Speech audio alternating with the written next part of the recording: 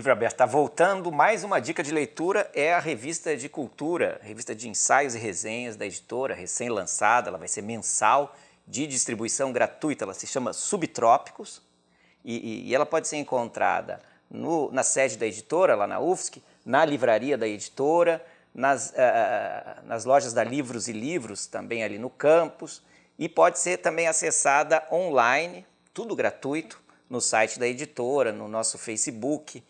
Então você pode encontrar lá o primeiro número, o segundo número já está no prelo, e a gente já está produzindo também o terceiro número. Tem uma série de ensaios muito interessantes nessa revista, e no primeiro número, uma entrevista com a Eglê Malheiros, importante autora, escritora, tem uma trajetória fantástica na vida intelectual de Florianópolis, do Rio de Janeiro, onde ela morou também, e esposa do nosso grande Salim Miguel. Isso, eu estava vendo aqui a matéria, chama A Estranha Cidade de Eglê Malheiros. Vou aproveitar essa deixa de te fazer uma pergunta, Alquimar, porque a gente começou com a tua infância, com, né, tuas primeiras memórias, tuas primeiras vivências, tua formação também de leitor lá no interior de São Paulo, em Silveira, e agora esse escritor está aqui, né?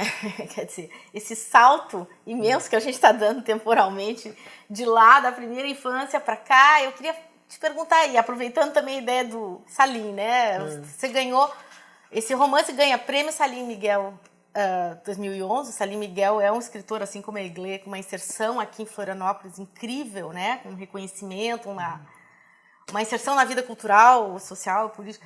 Como é que é para ti, assim, fazer parte desse universo cultural tão diferente, né, da tua formação? Como é que foi esse percurso? Como é que é estar aqui, ser escritor aqui, atuar na vida cultural da cidade? Na verdade, o que acontece é que tudo isso é muito permeado pela atividade acadêmica, né? A formação minha foi em engenharia, né? Mas eu dava aula em cursinho de literatura. Só que eu nunca cogitava, não estava no meu horizonte de expectativa que eu pudesse não ser engenheiro, né? E, na verdade, a literatura me puxava para um lado, mas a família e a pressão social me puxava por outro. Até que eu descobri que com a diploma de engenharia eu poderia entrar no mestrado em teoria literária. Eu fui aprovado no mestrado. Então aí foi o choque, né? Quando eu me formei em engenharia, estava com mestrado, estava aceito no mestrado, que eu olhei para mim no espelho e falei, eu não vou ser um engenheiro, porque engenheiro eu aprendi a ser, mas eu não nasci assim. Eu nasci poeta, é o que eu sou, que eu sei fazer, que eu sei fazer bem até hoje. Então a ideia foi ir para a pós-graduação, usar, de certa forma, o meio acadêmico da literatura como uma espécie de apoio, né, para poder desenvolver atividades próximas da literatura.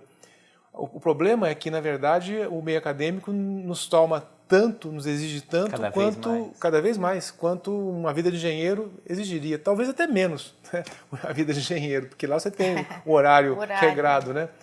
Então, o que me trouxe para a vida acadêmica foi a literatura e certamente é o que está me tirando da vida acadêmica. Eu estou realmente preparando a minha saída para me dedicar 100% do tempo à criação. Porque eu não trabalho só com criação tradicional, né? Eu tenho trabalhado já há vários anos com criação digital, em que a ideia é criar literatura usando recursos e ambientes digitais. Agora mesmo, em dezembro, vamos ter aqui um simpósio que a gente está inovando, a gente está fazendo um simpósio que vai ter a parte de congressos, de falas, de conferências, mas vamos ter também 2 semanas de criação digital.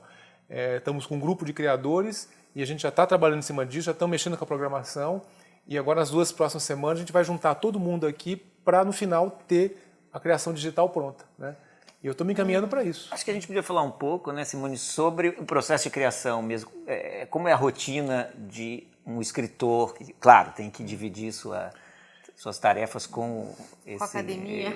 Pois esse professor depende do gênero, do que eu estou fazendo, né? Eu estou acabando de escrever um romance, né, agora. Você faz bastante poesia também. Sim, pois é. Eu estou acabando um romance agora. Aliás, o Alquimar, me permita dizer, ele é premiado, ganhou o prêmio Cult de poesia, sim, né? Sim. Dado por uma importante revista Cult. 2001 foi isso? 2001, exatamente. 2001, Mas então, eu estou acabando de escrever um romance agora, um outro. No romance é algo de rotina mesmo, quer dizer, todo dia das 7 às 8 da manhã eu escrevo um romance. Agora já estou na fase de reescrita, estou mudando algumas coisinhas, ele já está pronto, né? O primeiro boneco está pronto, vamos dizer assim, né? Então, todo dia eu escrevo. Quando é romance, quando é poema, por exemplo, aí, em geral, quando eu faço um livro de poemas, eu escolho um assunto, né? Eu gosto de dar unidade aos livros de poemas, eu não gosto de poemas jogados assim na base do improviso, né? Há uma unidade temática, né? E eu planejo, né? Eu faço uma lista de assuntos que vão ser tratados em poemas. Essa lista, evidentemente, ela nunca é obedecida, ela é sempre alterada, enriquecida, modificada, a parte é esquecida, abandonada, não é feita, né? Mas eu também trabalho e tento trabalhar diariamente, né? Quando é criação digital, aí o que acontece é que há uma primeira parte em que a criação digital sempre é feita em grupo, é impossível, né? Ou é mais difícil fazer isso sozinho, porque você teria que ser programador visual, programador de computador, você teria que ter noções de escrita, é muito melhor fazer em grupo. Aí o que acontece? Cada um do grupo, um grupo pequeno, pode ser uma dupla, né? Como foi a criação que eu fiz com o Hilton Azevedo lá em 2011, né? Volta ao Fim, né? O que quase nunca é o caso da criação literária, que costuma ser nas formas habituais sempre solitário, exatamente, né? Então, na digital, a gente cria cada um do seu lado, depois junta e faz a grand finale, né? Então, depende muito do objeto, né? Do que está se fazendo. E como que é? Porque tu tem também esse trabalho muito grande do núcleo, né? Do NUPIL, que é um núcleo exatamente dessa interface literatura informática. Então, acho que era legal também tu falar um pouco disso. Como que é para ti essa ligação? Como é que surgiu? Como é que funciona essa interface mesmo? Quer dizer, na tua vida como criador e na tua vida como professor, como acadêmico? De fato, quer dizer, quando eu cheguei na UFSC em 93, era quando estava se instalando, aparecendo a internet, na web, o www aqui no Brasil. É verdade, me lembro. Exatamente. E aí, desde o doutorado, que eu já estava, toda a minha tese, eu escrevi em computador, usando recursos, usando corretores e tal. E eu falei, bom, esse negócio aí pode ser usado para literatura, por que não? Né? O Chico Marinho, que é um colega da UFMG, que trabalha com criação digital, que vai estar aqui agora em dezembro, né? Ele sempre fala assim que algumas perguntas básicas do filósofo, do cientista, a pergunta básica do artista é por que não? Né? Foi a pergunta que eu fiz. Por que não usar esse negócio aí para fazer criação literária? Você tinha formação de engenheiro, quer dizer, o engenheiro é domesticado pelo... Se bem que não sei mais nada de engenharia, meu amigo. Eu tenho um diploma e olhe lá, viu? Agora, alguma coisa fica, evidente. Uma familiaridade com isso eu acabo tendo, não tem nem dúvida, né? Então, aí eu comecei e aí eu percebi que se eu fosse levar só o lado da criação, não ia dar. Eu precisaria também ter algum produto, alguma atividade mais palatável aos órgãos de fomento. E aí eu juntei, então, os bancos de dados, a biblioteca digital com a criação. A gente vai fazer mais um intervalo e vai voltar falando um pouco mais sobre o NUPIL, sobre o site do NUPIL, que disponibiliza obras literárias. É um site muito importante, acho que vale a pena a gente esperar um pouquinho para falar sobre esse tema.